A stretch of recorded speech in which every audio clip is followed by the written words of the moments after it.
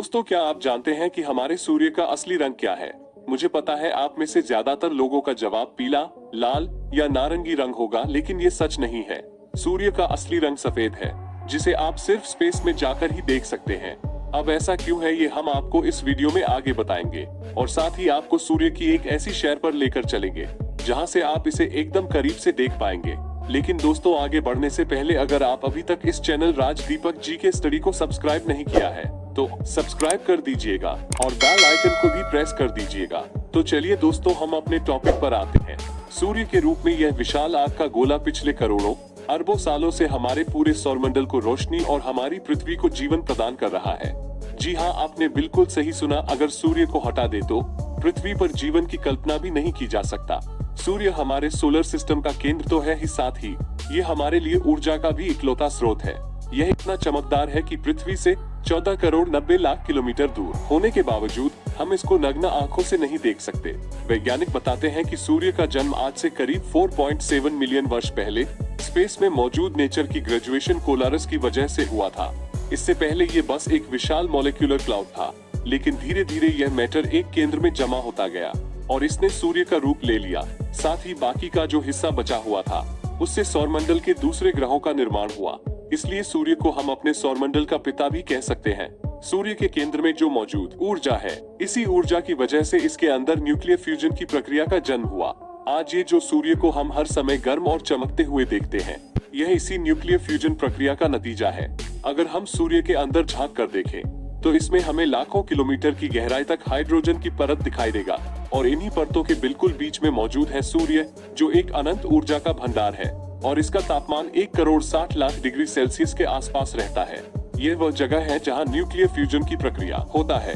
इसमें 2 hydrogen atom एक साथ मिलकर एक ही परमाणु का निर्माण करते हैं और इससे एनर्जी का एक बहुत बड़ा विस्फोट होता है। कहने और सुनने में ये प्रक्रिया भले ही आसान लगता है, लेकिन 2 हाइड्रोजन आइटम को आपस में मिलने के लिए हद से ज्यादा दबाव और ऊर्जा की जरूरत पड़ता है। और सूर्य इतना ज्यादा विशाल है, इसलिए इसके पूर्व में ग्रेविटी का फोर्स बनता है, जिससे यह आइटम आपस में मिल जाते हैं। इनके मिलने से एक धमाका होता है और उसमें से फोटोस निकलता है, जिसे आम भाषा में हम प्रकाश का एक कण भी कह सकते हैं। प्रकाश का यही कण सूर्य के केंद्र से निकलकर हमारी पृथ्वी तक पहुंचता है और हमें रोशनी और जीवन प्रदान करता है। सूर्य के केंद्र में हर सेकंड करीबन 5 मिलियन टन मीटर ऊर्जा से भी ज्यादा है और यही ऊर्जा प्रकाश के रूप में हम तक पहुंचते हैं। यहाँ एक चीज को समझना बेहद ही जरूरी है कि सूर्य की ऊपरी सतह से प्रकाश को पृथ्वी तक पहुंचने में भले ही 8 मिनट 20 सेकंड का समय लगता हो, लेकिन इसी प्रकाश को सूर्य के केंद्र से बाहरी सतह तक पहुंचने में 10 लाख वर्ष का समय लग जाते हैं। इसका मतलब ये है कि आज हम जो सूर्य की रोशनी को अपने ऊपर महसूस कर रहे हैं, वो 10 लाख साल पुरानी है। अब सवाल ये है कि सूर्य के केंद्र से फोटोस को इसकी सतह तक आने में इतना समय क्यों लगता है? इसका सटीक जवाब अभी तक वैज्ञानिकों के पास भी नहीं है। हाँ, लेकिन इतना जरूर है कि अगर ऐसा ना होता तो हमें जीवन देने वाला सूर्य का ये प्रकाश हमारा विनाश का कारण बनता। दरअसल सूर्य के केंद्र से जब कोई फोटोस निकलते हैं तो वह गर्मी के रूप में बहुत ही ज्यादा ऊर्जा से भरा रहता और यह जानलेवा भी होता। ऐसे में अगर यह सीधा सूर्य से बाहर निकलकर हमारी पृथ्वी पर पहुंच जाए तो जीवन का विनाश कर देगा। लेकिन प्रकृति ने सूर्य को कुछ इस तरह से बनाया है कि उसकी गोद से निकलने वाला ये प्रकाश 10 लाख वर्ष पुराना होकर भी सूर्य की सतह तक ही पहुंचता है और इसी के चलते पृथ्वी पर पहुंचने तक यह इतना ज्यादा विनाशकारी नहीं रहता। दोस्तों, सूर्य पर हर समय लाखों करोड़ों हाइड्रोजन बम विस्फोट होते रहते हैं, जिसे निकालने वाली ऊर्जा ही हमारे लिए जीवन का स्रोत बनते हैं।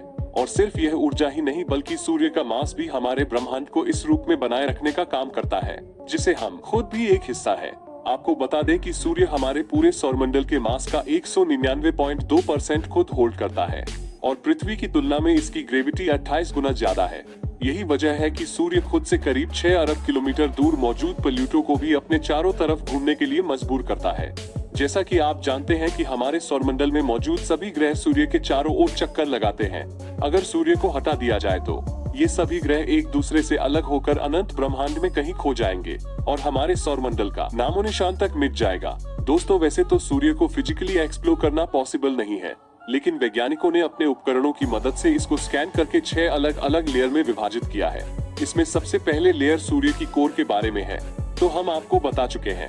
वैसे इसके आकार की बात करें तो ये हमारी पृथ्वी से करीबन 1000 गुना ज्यादा बड़ा है। इसके बाद इसकी अगली लेयर है रेडियो एक्टिव जोन, हाइड्रोजन और हीलियम आइटम से भरी हुई है। हालांकि यह सूर्य की कोर जितना सघन तो नहीं होता है, लेकिन इतना ठोस जरूर होते हैं कि विस्फोट उनको आसानी से पास नहीं होने देता है। इसके बाद कन्वेंशन जोन का नंबर आता है, जो सूर्य की तीसरी और आखिरी आंतरिक लेयर है। इस लेयर में तापमान कोर के मुकाबले काफी ज्यादा कम होकर 20 लाख डिग्री सेल्सियस तक रहता है। साथ ही यह लेयर रिलेटिव जोन की तरह बहुत ज्यादा ठोस भी नहीं होते। इसके चलते फोटोस इसके अंदर से ज्यादा आसानी से पास हो पाते हैं। इन तीनों आंतरिक लेयर के बाद पारी आता है, उस लेयर की जिसको हम पृथ्वी से भी देख सकते हैं, यानी सूर्य का बाहरी लेयर यानी फोटोस्फीयर, जिसे सूर्य की सतह भी कहा जाता है।